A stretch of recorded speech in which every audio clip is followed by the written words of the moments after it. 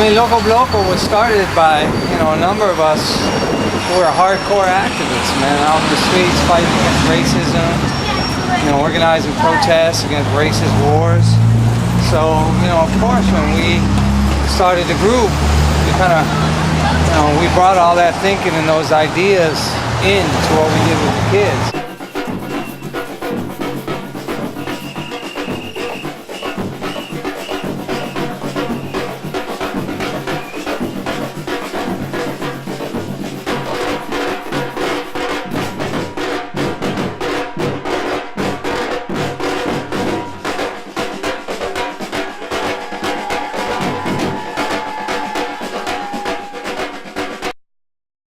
Loco Bloco started in 1994, right in the heart of the Mission District.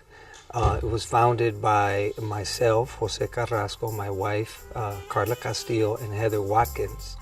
I know Jose was working at this after-school program, and he got together a drum class, and a friend of mine was teaching it. And then she asked if I wanted to work with her to teach this class. The first class ended up in a carnival contingent. And just drumming. We were all at this time working with young people and wanting to work with youth. And we really wanted to do the kind of work that will transform young people, that will empower young people, but do it through music and dance, through culture. It's just an after-school class getting ready for the Carnaval in San Francisco in '94. And I worked at a program called Jóvenes Unidos, which was specifically for youth of recently arrived immigrant families. So we were able to pull money together and get some drums and train, get some costumes for Carnival. And we worked with all these children basically who were like 8 to 11 years old. And so that was the birth of Loco Bloco. And I kind of fell in love with the kids and stuck around. And then the next year we added a dance component. And it's just grown to these free classes too. We started doing a lot of performances and adding theater.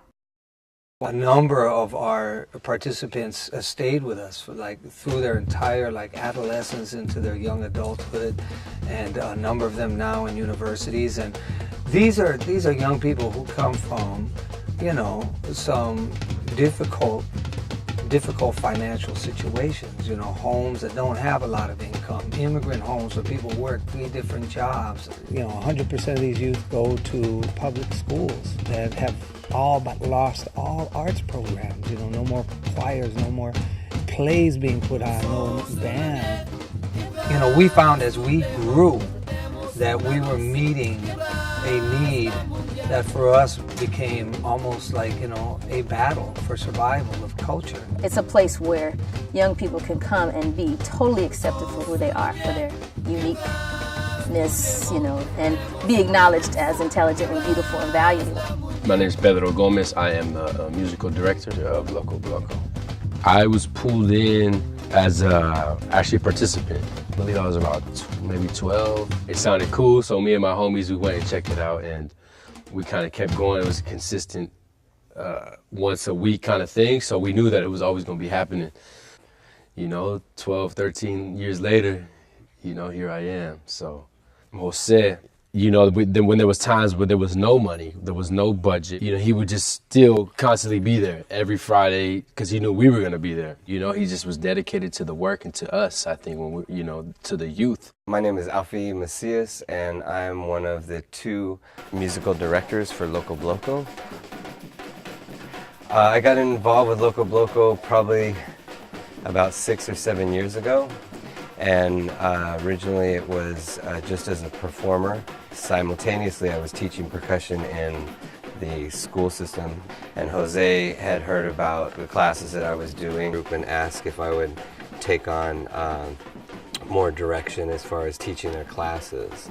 Connecting with Loco Bloco was a good thing because it linked me, as I said, with people that came from a similar background, and we understood each other. The older bracket right now, our mid to late teens, right now are going through this great change where they're taking on more leadership in the group, organizing trips, events, shows, you name it. And it's just amazing to see them change into the kind of instructors or leaders, board members in training. We have some great rising talents in choreography like Christina Allen, who is 21 and started with us when she was 11. Expertise or finesse in an art form is not something that you learn, well, definitely not in a year or even several years. It's a difficult thing to pass the torch, but it's beautiful to see that happen.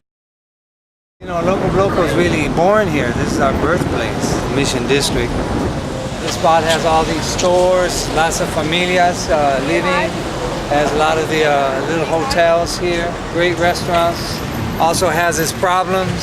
This area is known as like the spot where the sureños bang right around here. I know we've had a number of participants in our program that come from around this area. But it is what it is, you know. We grew up here. We learned how to play our drums on this street. We learned how to dance. We've done it all right here in the Mission. So, you know, we've done the Carnaval, the desfile, the parade that comes right down here, starting on 24th Street. So, you know, Mission Street kind of gets cleaned up for a day, and you get about 80 different groups coming down, so we have, you know, a fond memory of Carnival every year. We've served a lot of kids and a lot of families right from this very neighborhood right here. So, you know, Mission Street is very alive. You know, the shops, they come and go, the different businesses, but, you know, what I'm happy for is that, you know, there's a lot of families who stuck it out and stayed here, resisted eviction, have struggled hard, you know, because the city is a really expensive place to stay. So here you still see, you know, the heart of what the Mission is. And this is where we conduct a lot of our rehearsals, especially for Carnival. So this whole place will fill up 100, 200 people, drummers, dancers, still walkers. So we work out here regularly. It's beautiful. We store our drums right here. So there's a little spare closet that Boys and Girls Club has. And so we keep some of our drums here. So we make do with what we can. And like I said, I mean, the Boys and Girls Club is great. You know, we've been here at their invitation. They know we don't have a spot, and they allow us to use their gym for free, all kinds of practices. You know, the storage for free. They collaborate with us on a lot of our performances and events. So, I mean, without the Boys and Girls Club helping us out this way, I don't know what we'd do. Many of our own productions always have that theme of trying to, you know, understand and take apart and dismantle oppression and racism. I mean, Loco Bloco was started by, you know, a number of us who are hardcore activists, man, out in the streets fighting against racism, you know, organizing protests against racist wars.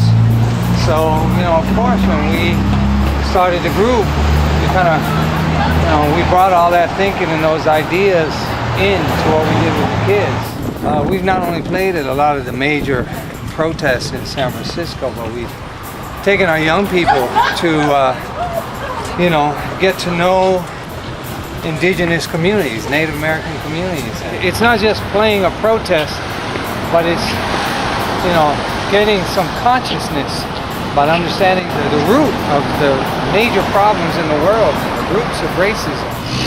I mean, it's integral to what we do. It defines our path to freedom.